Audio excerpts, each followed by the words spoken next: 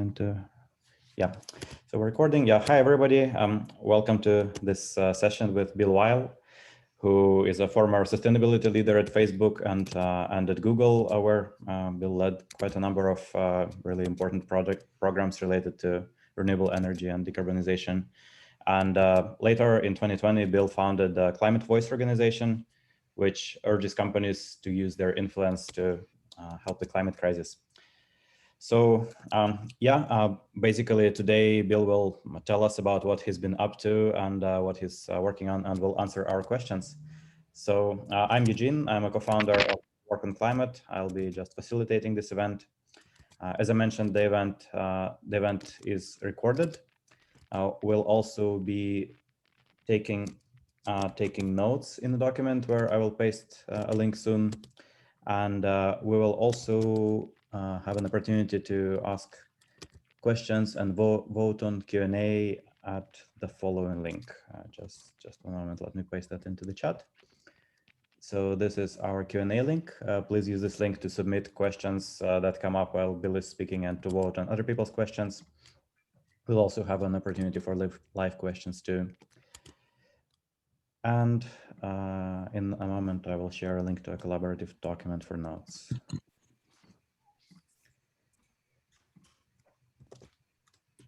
Here is the notes document. So yeah, taking notes, it turns out to be really useful because, I mean, there's 2,000 people in the community and 19 people here. And people often return to past events and skim the notes. And like oftentimes somebody joins and asks asks about a certain topic, and then we can refer them to just see what people wrote up over there. So yeah, please let's help write down the important things that Bill says. So yeah, with that, on to Bill. Yeah, Bill, please tell us your story. Sure, great. Well, Eugene, thanks for inviting me, and folks, thanks for showing up. I hope we have a fun and provocative discussion. As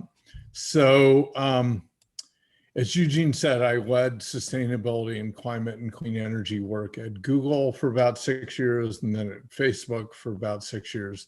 Before that, I started my career as a professor of computer science at MIT, came out west on sabbatical and lost the return ticket, and was a researcher at DexCirc and then CTO at Akamai. I switched to working on climate in 2005, and 2006 was when I landed the job at Google, and still feel kind of amazed at how lucky I was to be in the right place at the right time and get that. And it was a fabulous opportunity. I wish I could say we're in a better place today than we were 15 years ago when I first freaked out about climate. And in some ways we are. There's much more public awareness and concern. The urgency is much clearer. You know, if you live in California, I live in San Francisco, you know, the wildfires the last few years, the increasing and deeper droughts are just, you know, it's been a shift. And, you know, on the East Coast and the Gulf of Mexico, the hurricane season last year was unprecedented. So the urgency, I think, is in people's faces in a way that it wasn't 15 years ago. And we've made amazing progress on some of the solutions we need to address the climate crisis. Wind and solar are more than an order of magnitude cheaper than they were a decade ago and have scaled enormously. Batteries are cheaper, EVs are affordable and cost effective. But we haven't made anywhere near enough progress, and emissions are still rising. The job in front of us is really daunting.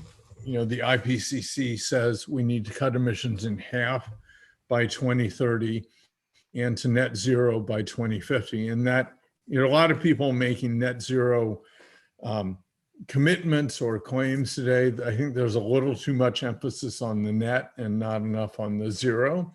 We need to really stop emitting as much as possible and work with offsets and direct air capture and other things to deal with the rest. So it's really daunting. It's also, I think, very doable. The path in broad strokes is pretty clear. We need to electrify almost everything. buildings, transportation, much of what we do in heavy industry. And we need to clean up the electricity grid. So if things are powered by electricity and the electricity is non-emitting, then we solve much of the problem. That doesn't take care of agriculture and a few other things, but that's a big part of it. And we're making good progress on the grid, not fast enough, but it's really moving. On the rest, like transportation and buildings and heavy industry, we barely started. In some cases, we need solutions we don't have today, zero emission cement or zero emission steel. We don't have solutions, certainly, that are cost effective and could be deployed at really serious scale. So what can accelerate progress? We clearly need R&D, we need basic science, we need engineering innovation to bring down costs, to invent things we don't even have today. We need voluntary action, like many companies and individuals, including my former employers, are doing today, to drive demand, which will, as we drive scale, help drive down costs and just directly reduce emissions. We need to move trillions of dollars of finance, most of it probably private, to deploy climate solutions at scale. But to make all of that happen at the speed and scale required to cut emissions in half by 2030, we need to change the rules of the system. I think there certainly are people who believe, I'm not one of them, and I honestly think most people who've really studied it and tried to model it believe that this is yes, and we need the R&D, we need the voluntary action, we need finance, and we need public policy that sets the rules of the system so the whole economy moves onto a decarbonization pathway that is moving fast enough. The free market and innovation by themselves will not get us there fast enough. So we need public policy. And the reason we don't have the policies we need is actually pretty simple. The fossil fuel companies have spent decades building up an influence machine and using it to protect their business. For a number of years, they were sort of spreading denial. The climate's a made up thing. It's a hoax. It's not real. The science is uncertain. We need to study it more. If it is real, it might actually be beneficial. They've shifted away from outright denial because I think it's become clear that that just is a kind of ludicrous position. But they're still focused on minimizing the problem, scaring people about the cost of solutions, minimizing the likely damage that we will see if we don't act, and doing everything they can to drive delay and inaction. And there's tons of evidence for this. If you haven't read the book Dark Money by Jane Mayer, I recommend it. A lot of the books and things that have been written on this are kind of depressing or might just piss you off. But to some extent, I think there's a real urgency here, and being pissed off and a little scared can help drive urgency and action. So Dark Money is a great source. Michael Mann's recent book, The New Climate War, really lays out the tactics that the fossil fuel industry has been using for decades. So I'm not a policy wonk. I'm not a lawyer or a politician. I kind of grew up in the tech world. I love new technology. I can geek out on new technology, and that's where I spent a lot of my career. But over the last 15 years, as I've been in the climate world, I've become increasingly convinced, as I said, that we need really bold public policy. And to get that, none of us can sit on the sidelines, not individuals. So, if you're allowed to vote, wherever you can vote, you should vote, but also not companies. Companies and individuals like to focus on what they do best, their superpower. I'm a finance guy. I'm going to focus on how we can invent new financial instruments and move money. Or I'm a technologist, Bill Gates, who's brilliant, but he says, I come at this more like an engineer than a political scientist or a policy wonk, which is great, except given the position he's in, I think by ignoring or minimizing the role of policy, he's actually doing us all a disservice. So people should focus on what they do best, but not to the exclusion of other things. And the reason is that the oil companies have a superpower, and that is influencing our political system to stymie climate action. And to counter that, we need to build a massive coalition of individuals, voting, marching in the streets, et cetera, NGOs who are doing everything they can to raise awareness and lobby for the ones that are, allowed to under the tax code, and companies to use whatever influence they have in favor of climate action.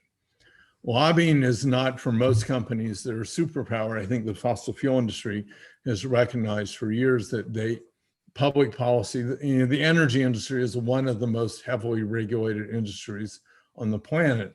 So they have been building up an influence machine, which they use.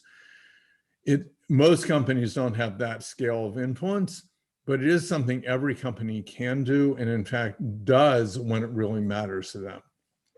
And so what we believe with Climate Voice, and what I think at this point a number of other NGOs and others believe, is that now is the time for companies to treat climate like it really matters, not just to society as a whole, but to them as well, to act like it matters to them, just like, say, the tax code or immigration or antitrust or other public policy issues might matter, and to deploy their influence, whatever influence they have, direct lobbying through their trade associations, how they, where they choose to site new facilities or expand existing ones. All of those things can affect the public policies that get enacted. Companies need to deploy that influence on the side of getting real climate policy enacted. And they really need to lobby like they mean it. It's not just about, make a public statement, sign a letter, but really look at what influence is needed to get, say, climate legislation through Congress in this session. Which members of Congress, especially the Senate, need to be convinced or sort of brought along to vote, and what could the companies do that might influence them? Could they decide they're going to build big new facilities in West Virginia and influence Joe Manchin if he votes the right way, for example? But mostly companies need to stop playing both sides, because on some issues, it's okay to sort of say, we donate to both sides, we work with both sides and so on. With something like climate, playing both sides, that's not neutrality, it's complicity. It's allowing the fossil fuel companies to use their really powerful influence unimpeded. And if they keep doing that and keep us on this status quo path, I could exaggerate and be dramatic and say it's going to kill us all. It's certainly going to harm a lot of people. It's going to harm the economy. And it's just, I think the results will likely be catastrophic. So with Climate Voice right now, our overall focus is mobilizing, educating, engaging, mobilizing the corporate workforce, current employees, students as the talent pool that companies draw from, to pressure companies to go all in on climate in everything they do. So as I said, it's yes and in their operations, in their supply chain, in their investments, or whatever they do with, if they're a finance company, in what they finance, and especially in using their influence on public policy. And we have a big campaign right now. It's called 1 in 5 for 1.5.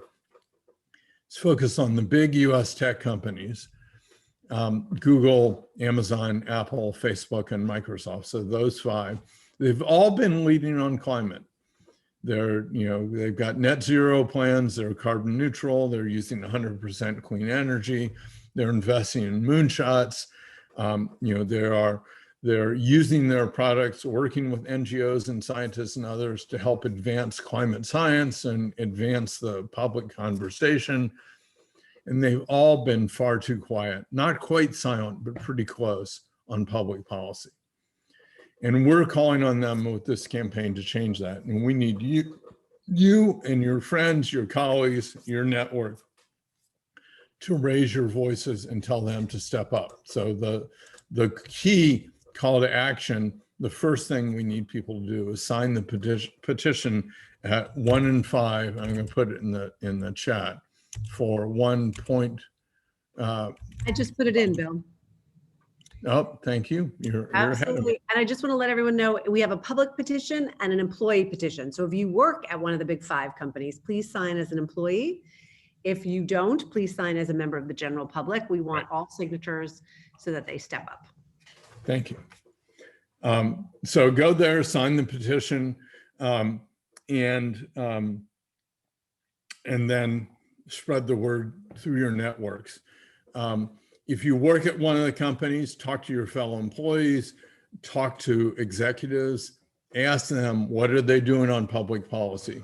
Why aren't they doing more? There are plenty of ways in which companies can get engaged in public policy, either directly, depending on how big their public policy team is, or through NGOs like Series, which works with companies to bring them together to lobby, typically as a group. There are lots of ways in which companies can get involved. The problem today is most of them are sitting on the sidelines.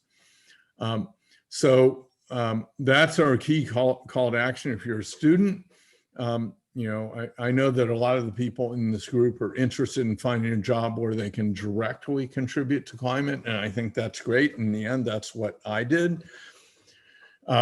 Sometimes that's not possible, or you may be in a job where it's not easy to make that shift, and you don't want to, you like the company, you like the work, you like your colleagues, you don't want to leave. But one of the things you can do wherever you work is push your company to be better across everything it does, and especially how it engages in public policy. So let me stop there, and happy to engage in discussion and questions. Yeah, thank you so much, Bill. Very good points, and powerful way of articulating them.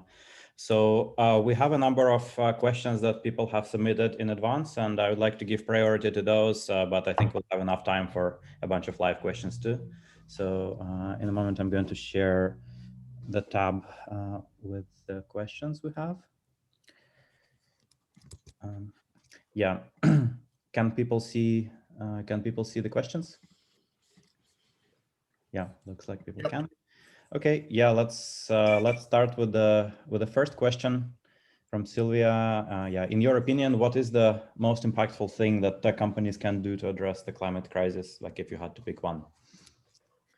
Well, I mean, in some ways I answered the question, but let me drill down a bit. I think that step one is acknowledging that it's really a crisis or an emergency, and saying that you're going to do everything in your power to address it, but then not construing what's in your power too narrowly.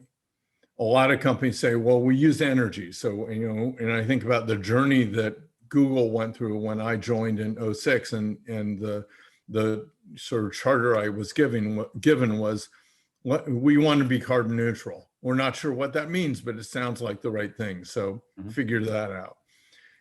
And that means you got to figure out what your own emissions are, and then how to negate them, eliminate them, or offset them, depending on what you can and can't directly eliminate. A lot of companies have then been saying, well, we're technology companies, we can innovate. What can we do that would actually help contribute to solutions? I think that's important. I think what a lot of tech companies have overestimated is how essential the role of tech is in driving the rapid deployment that we need of climate solutions. I think that tech plays an important role. If we want to decarbonize the grid's going to look very different. It already does, but in 10 years, it's going to look very different from the grid of 10 or 20 years ago. 20 years ago, it was a few very big generating stations, and then many loads consuming electricity. It's already much more distributed in terms of generation. It's becoming much more a very complex distributed system, network system, with thousands, if not actually at this point, millions of generating stations, the solar on my roof and millions of other roofs and so on. That's only going to continue. And that makes the control problem for the grid much harder. And there's a clear role for technology, for sensing, for monitoring, for control in helping manage the grid. But I think one of the things that companies also need to do is look at how their products are used in a way that is bad for the climate. And so you may have seen, I think it was now 2 years ago, approximately, there was a bunch of press and a campaign, I think run by Greenpeace and some others, highlighting the fact that I think Amazon, Google, and Microsoft all had business units devoted to working with the big oil companies to help them use AI and cloud computing in their businesses and helping build custom AI solutions for their businesses. So these companies are doing great things on climate. They're 100% clean energy, innovating. Microsoft had put $50 million, I think, into a program they called AI for Earth. Amazing. And they got a business unit that's making money working with Exxon and Chevron and Valero and Shell, helping them extract more oil and gas more cheaply and more quickly.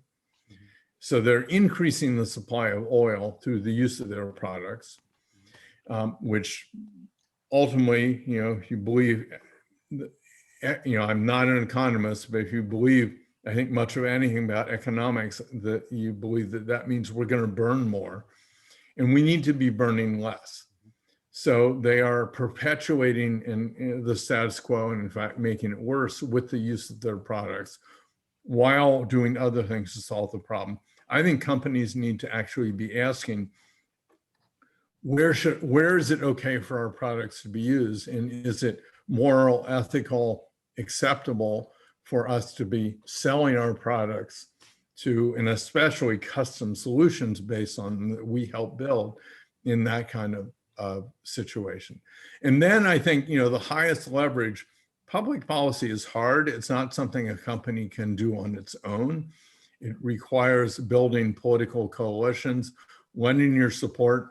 Often you fail, but the guaranteed way to fail in public policy is not to engage. And the leverage when you actually move public policy can very quickly be across the entire economy in a way that, when I think about the adoption curve for, mobile devices like the iPhone and other things, or for software, the adoption curve is really fast, has affected society globally, but the adoption curve for things that involve massive capital investments there's much more inertia in the system. We need public policy to accelerate that. And the leverage when companies lend their influence, I think, is enormous. It's just not something that companies like to do unless they feel it really benefits them. Yeah, all of these are great levers. So yeah, I personally have a couple of comments on that. Sure. So I think there is, regarding tech companies not helping with their technology to oil companies directly, I think in Google's case, there is a spark of hope. I believe Google did make a commitment to not make any custom technology for oil companies. But Microsoft, for example, I think... Yeah, my understanding, it was a little vague. They said they wouldn't sign new contracts. It's not clear when the existing ones end, but they basically are not saying this is a growth area for us, whereas Microsoft and Amazon have doubled down and are, it's a big focus. I think they're making tons of money. So yeah, Google, and I believe that decision was made in the end by their AI ethics council or whatever that group is, which I think is great. More companies, kudos to them, more companies need to do that. Sorry, is it all right if I inject something here? Because I have direct understanding of this. I was at Google during that time and confronted executives about that project specifically and used their AI principles to argue that it was a violation of the principles. And they agreed with me Thank you. in a really intense meeting. But what they said was, we're not going to stop selling commodity things, so like cloud computing services, et cetera. And so I think what they ended up doing is taking that custom AI work and baking it into the core offering of the platform, so they could say, well, now it's not custom work, it's just a standard offering. So. Well, yeah, that's pretty depressing. So they've weaseled their way through it a little bit, but yeah. So on a slightly unrelated note, because I'm presenting the questions, I don't have the opportunity to take notes. So would appreciate if someone else could take notes on Q&A in the document. Link is in the chat. Yeah, another thing, Bill, you mentioned about the tech opportunity to, for example, work on controlling the grid. Like, is this something you see that the current big tech companies could get into, or are you referring to like the opportunity for new tech companies to emerge that do this and are like as powerful as the current ones? Potentially both.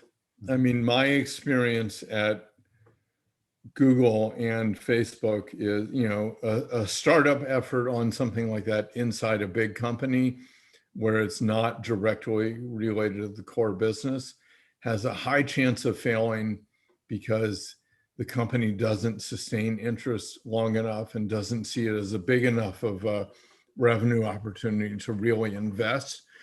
If you're starting a new company and can convince investors that there's a big revenue opportunity, you may be able to actually marshal more resources and sustain it longer and really get to success. So I think it could be both. I think it is in some ways appealing. And when I think about some of the things we started at Google, we are able to kick things off and get at least moderate resources and hire 5 or 10 or 15 people for a while.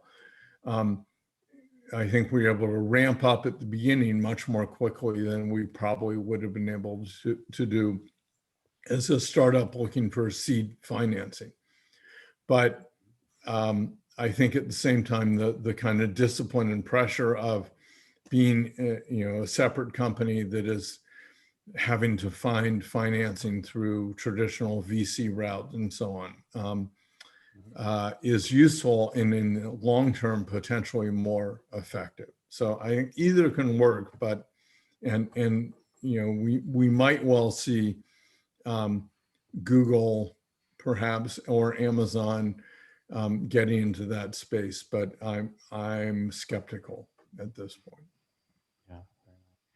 Okay, let's move to the next question.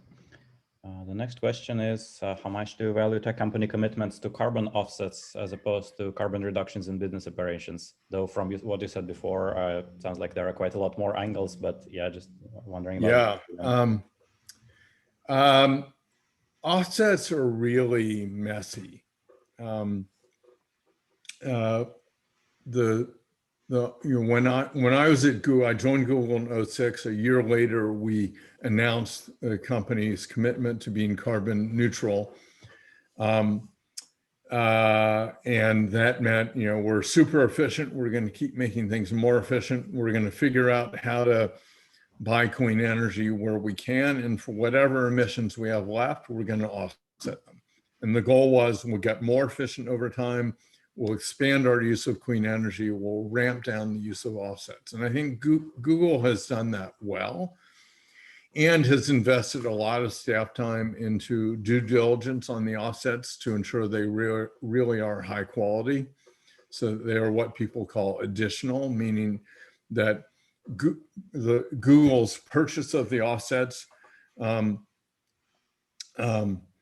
leads to reductions in emissions that would not have happened without those purchases. The problem is in the offset market broadly, there are a lot of offset projects that may be valuable in terms of the impact they have on the community. Think about forestry offsets and tropical rainforests. They may be good for the indigenous tribes living in that region or in other ways for the community. But in many cases, they aren't actually leading to emissions reductions beyond what would have happened anyway. And we could probably spend an hour or 6 talking about all the details about why, but I think the offset marketplace in general is a bit of a mess. Most companies don't do the deep due diligence required to ensure that the offsets they're buying are really high quality.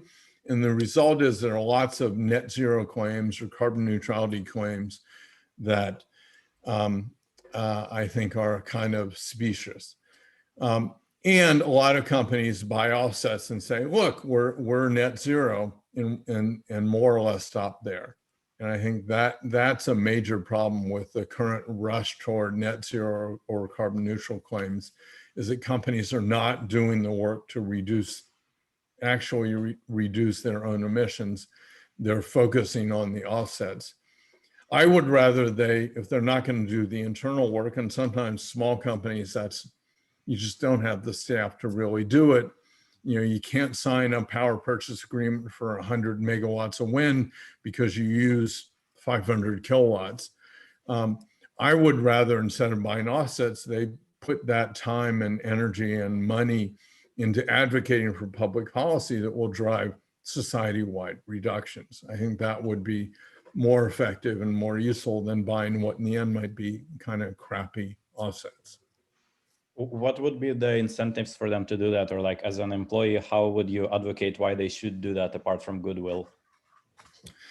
Well, I think that the short answer is the direct benefit to them to engage in public policy is small, right? The reason why a lot of companies have not really engaged in climate policy, most companies, except for the fossil fuel industry, which has been very engaged, but on the wrong side, is they see risk if they speak up, because it's very politicized and they're going to piss somebody off who may then, when I say somebody, I mean a policymaker who may then take it out on them on something that matters to their core business. It may cost them a tax break or something else that they really care about. They see risk if they speak up. They've seen, until this year, no risk if they stay silent. And so, if you're somewhat rational, the rational thing is, we'll avoid the risk, stay silent, hope that somebody else speaks up, and that somehow the political process creates useful policy. With Climate Voice and with our 1 in 5 campaign, we are working to create enough of a voice from the workforce and the talent pool to convince companies that their reputation will suffer in a way that affects their business, that affects recruiting, that affects retention, if they don't speak up. So for those who want to lead, they can get out in front of that. They can get some real benefit as we and others start pushing publicly in the media and social media and other ways, pushing the narrative that if a company is silent on public policy, they're complicit with Exxon and Chevron, et cetera. And that, our goal is to have that affect their recruiting and retention, positively if they speak up, negatively if they don't. That's our theory of change, if you will, that we get employees, we get students to understand how important policy is, how massive the influences of the fossil fuel companies on the wrong side, and how limited the current influence is that's being exercised by big tech and most other companies. Get them to understand that, and then get them to speak up to help change that, and get big tech and others to lend their voice and lend their influence. That we believe we've seen it work in the past in other situations. If you look at what happened on LGBT rights in the early 2010s, there were a lot of companies that were very progressive in their operations on LGBT rights, equal benefits for employees in domestic partnerships, for example. But they were silent on public policy. And that shifted because employees spoke up and because it was clear to companies that college students expected them to take a strong stand. We've seen it recently around voting rights, other issues. So I think now is the moment when we can put pressure on companies and get them to speak up. And right now, given the political situation in Washington, the window of time we have for really meaningful national policy, I think now is a really critical, pivotal moment. Yeah, I think it's a really good point about the reputational risk and the risk about retention and recruiting. I've looked into this recently, and like it's something like almost 3/4 of employees consider a company's climate stance when deciding who to work for. Like either half or 3/4. I think it's probably 3/4, but yeah, it seems like that should be enough to compel action. Yeah. Okay, let's take a question from Zoom chat. Stanley Lee asks, what are your thoughts on the Sunrise Movement's tactics? I think Sunrise has done an extraordinary job of elevating ideas that 5 years ago were probably considered fringe and extreme. And, they've done it at a time when inequality has been growing, when, the racial injustices and oppression have been laid bare over the last year in a way that, at least for privileged people like me, we weren't confronted with it every day. I think that a lot of what Sunrise has been talking about has become much more mainstream over the last year. And so I think they've been really effective. They've mobilized, I imagine at this point, must be millions of people, mostly young people. And kudos to them. I think, you could view what we're trying to do as get companies. They might not say, okay, we're going to align ourselves with Sunrise and AOC and Bernie, but we're going to stop sitting in the middle, pretending we're neutral and allowing the fossil fuel companies to have their way. Sunrise has opened up the Overton window, and things that seemed fringe and impossible a few years ago, I think are actually quite possible. We need companies now to jump into the fray and help actually make things happen, because otherwise it's just, you're going to have mass movements like Sunrise on one side and, the solar and wind companies, which are still way too small to have the political influence that's really needed with them. And then you got Exxon, et cetera, the Koch brothers and their ilk on the other side. So we absolutely need those, all of those pressure points in the system. Yeah, thank you for this answer. Okay, the next couple of questions appear to be from me. So I've already been asking enough, so I'm gonna put them on the back burner. Maybe let's take this question from Alicia. Yeah, what do you think it would take for these firms to actually agree to what you're asking, I guess, in terms of amount of press or signatories? What's the timeline?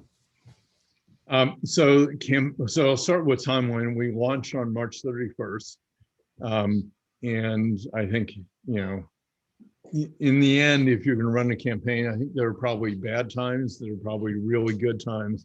I think we picked a good time, a little bit by accident, partly as, we originally had hoped to launch in January. That just didn't happen.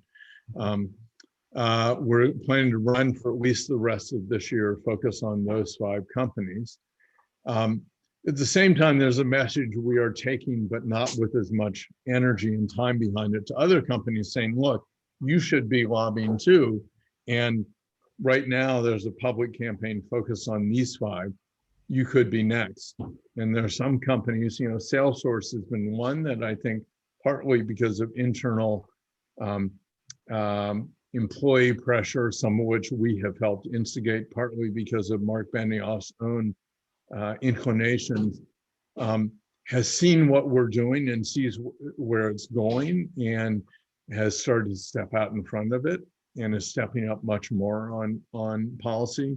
I'd love to see more companies, even if we're not targeting them today, do that. But our big focus is those 5 companies because they're hiring like crazy. They put themselves out there as real leaders on climate. They talk about it a lot. And they do occasionally speak up on policy, but most of the time they sit on the sidelines. And so because they're hiring so much and they're doing well financially, they're vulnerable to pressure from the workforce. And so that's why we picked them. What will it take? I think it's gonna be different at the different companies. So we've already seen some movement. There was a letter organized by an NGO called We Mean Business, letter to President Biden, calling on him to set a very aggressive NDC, nationally determined contribution, for COP26, which is coming up this fall. I think 300 plus companies signed it. I may be wrong on the number.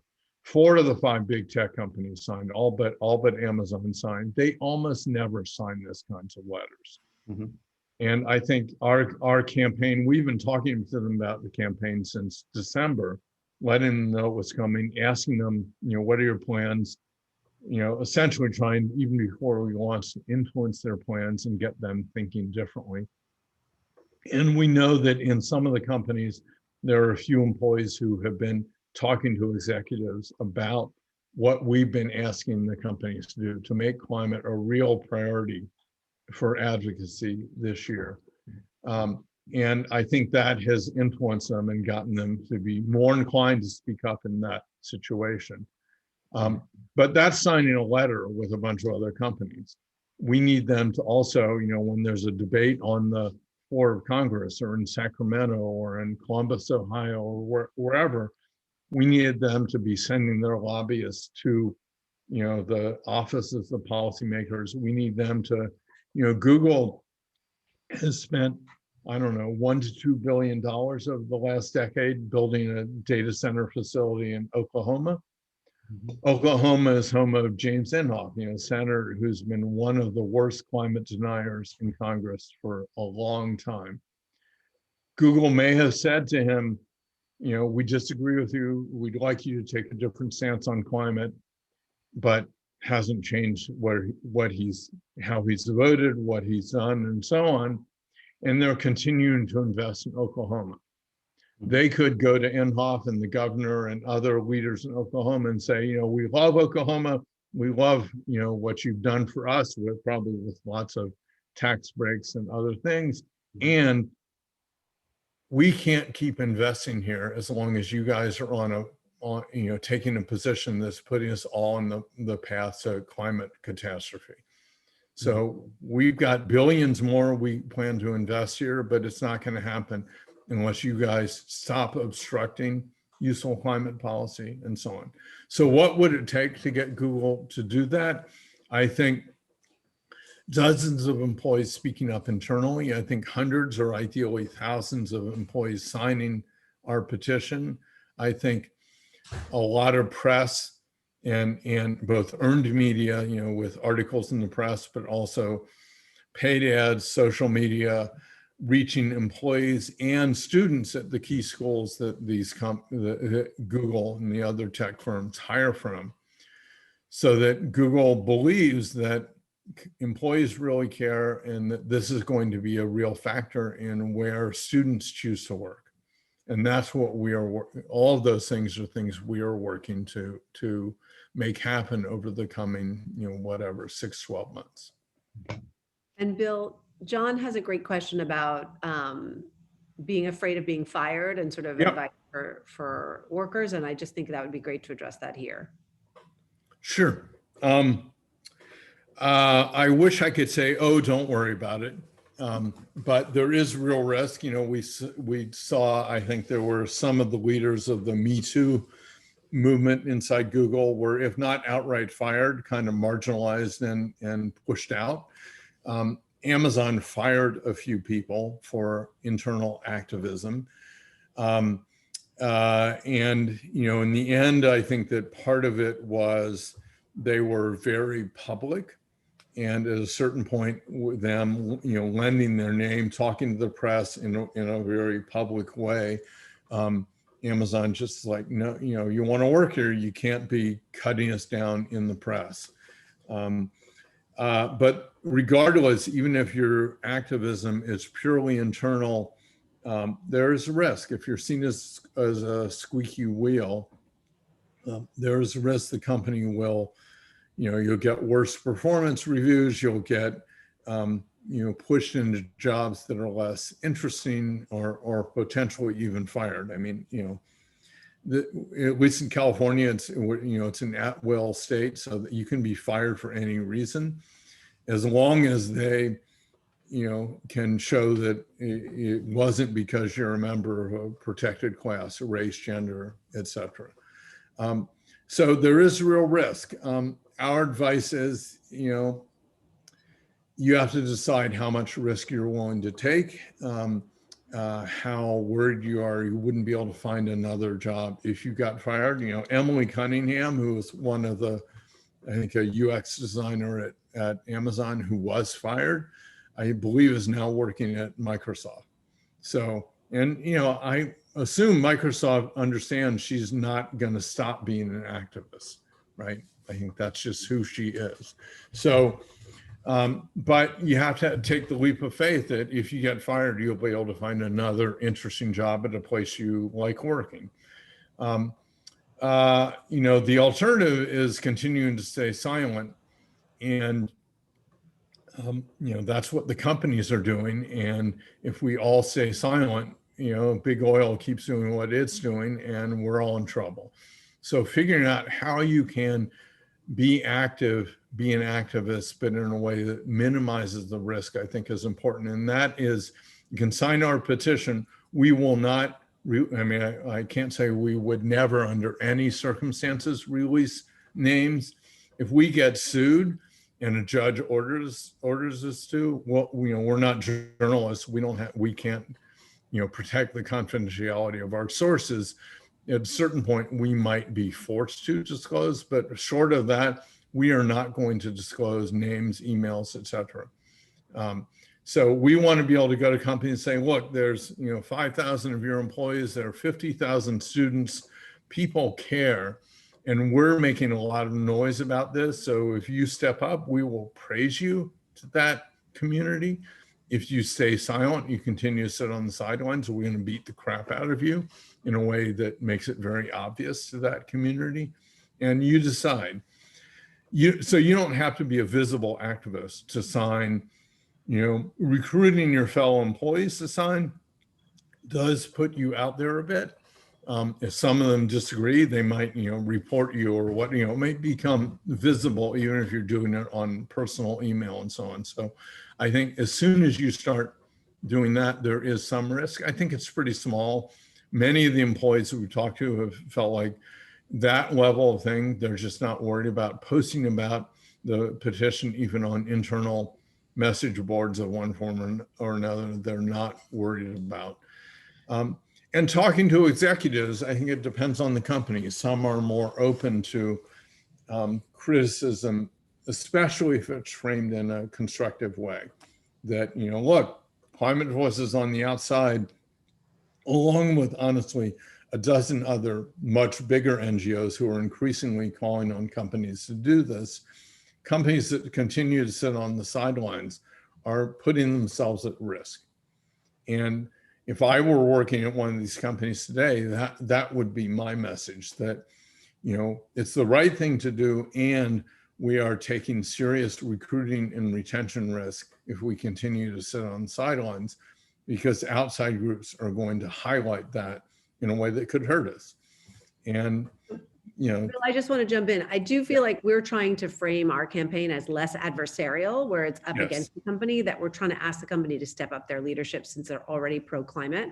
But John, we would love to hear about your experience if you want to talk offline, and give us any advice about the campaign and how we framed it. I just shared an article in Grist where we also had an employee who was totally willing to talk on the record, but confidentially, about his experience and why he thought the campaign was great. And so we have lots of opportunities for that as well. Yeah, thank you. Okay. Yeah, another question. Yeah, let's take the new question from Stanley. How relevant are power dynamics to persuading big tech to act despite of looming ESG pressures? So Stanley, I don't know if you can unmute and try to explain a little more what you're getting at. I'm not quite sure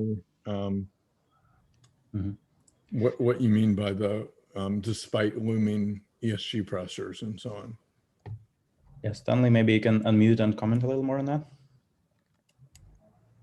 Yeah, I don't know if it was well thought out, but on one hand, like if you want to get, let's say, people to act, I just thought naturally there's like power dynamics in play in terms of what the leadership, what the board and the management, like what kind of interests they're balancing in between, right?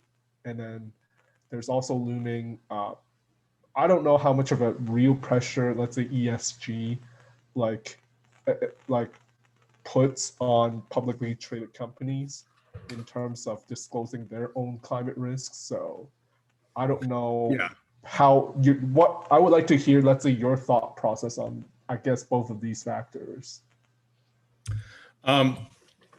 Yeah, so there's pressure on companies from a lot of directions on climate, and investors are pressuring companies. A lot of that has been around what is your climate risk? What are you doing about your own footprint?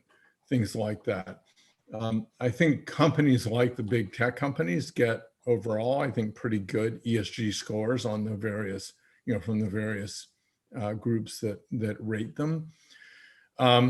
We have been working with a group called Influence Map in the UK and Ceres and other NGOs. We would like to see more investors pushing companies, not just to have good ESG scores in the sort of traditional ESG rubrics, but to really center advocacy for climate policy, especially in this moment in time, to push companies to do that. But I think,